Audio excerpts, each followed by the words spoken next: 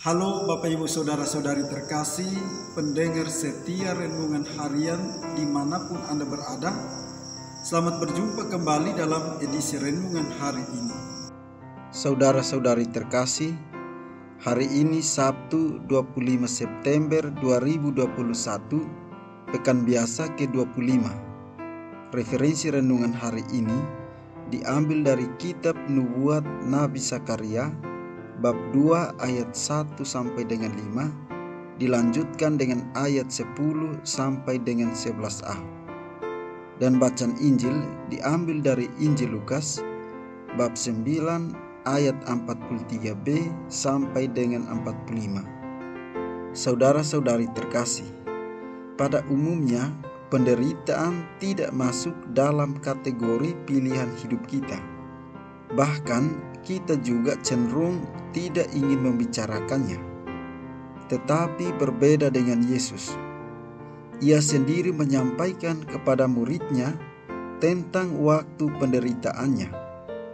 Hal itu dilakukan Yesus karena ketaatannya kepada Bapa dan demi keselamatan kita. Sengsara, wafat, dan kebangkitannya terlaksana di Yerusalem. Penderitaan menjadi kemuliaan bagi Yesus di Yerusalem. Apakah kita berani menghadapi penderitaan demi melaksanakan kehendak Allah? Saudara-saudari terkasih, Yesus untuk yang kedua kalinya memberitahukan penderitaan yang harus ditanggungnya. Dengan mengulang sebanyak 2 kali, Yesus bermaksud agar para muridnya segera memahami bahwa ia sebagai Mesias memang harus menderita. Pada waktu itu, Yesus masih dipandang sebagai Mesias yang akan selalu menang dan tidak akan menderita. Saudara-saudari terkasih, kita juga mungkin seperti para murid itu.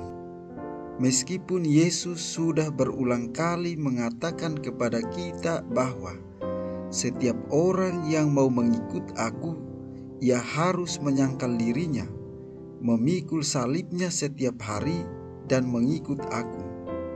Tetapi hati kita belum siap juga untuk menerima dan bertahan dalam penderitaan karena iman kita.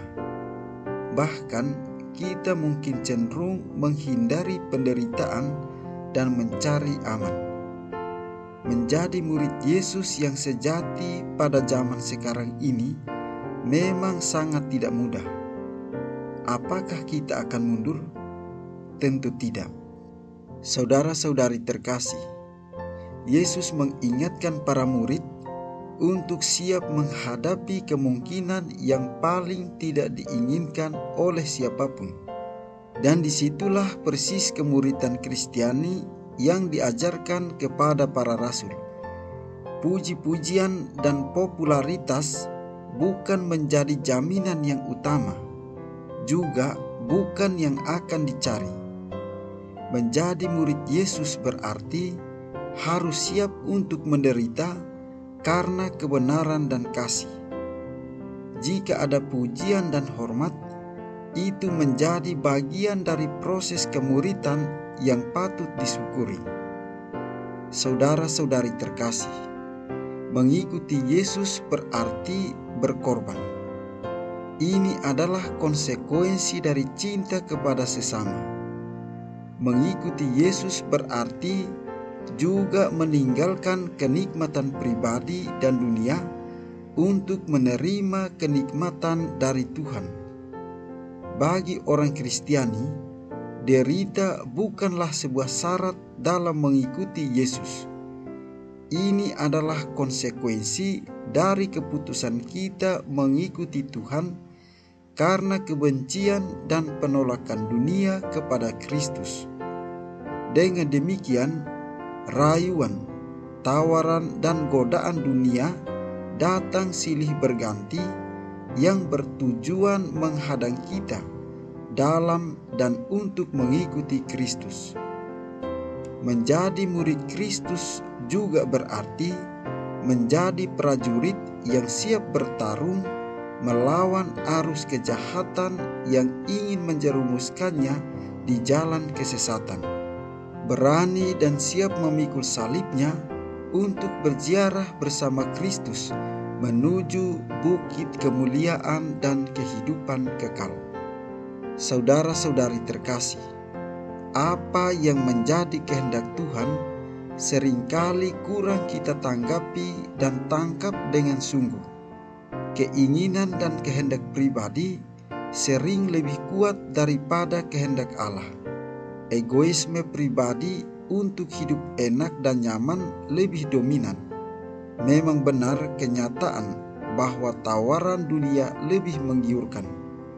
Kita juga bisa melihat bahwa untuk sampai pada sebuah pemahaman dan pengertian yang dalam itu tidak mudah. Ini menandakan bahwa hidup itu merupakan sebuah misteri sulit untuk dimengerti dengan nalar kita. Misteri ini nyata hadir melalui dan dialami oleh Yesus. Saudara-saudari terkasih, lihatlah dunia, terutama pandemi yang sudah berlangsung begitu lama. Tak satu manusia memberikan solusi yang pasti. Misteri di balik penderitaan dan kenyataan karena pandemi COVID-19 ini gelap. Hanyalah lewat iman kepada penguasa hidup, kita bisa berharap dan berpasrah.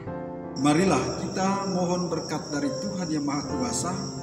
Kiranya Ia senantiasa memberkati kita di dalam seluruh tugas dan karya kita.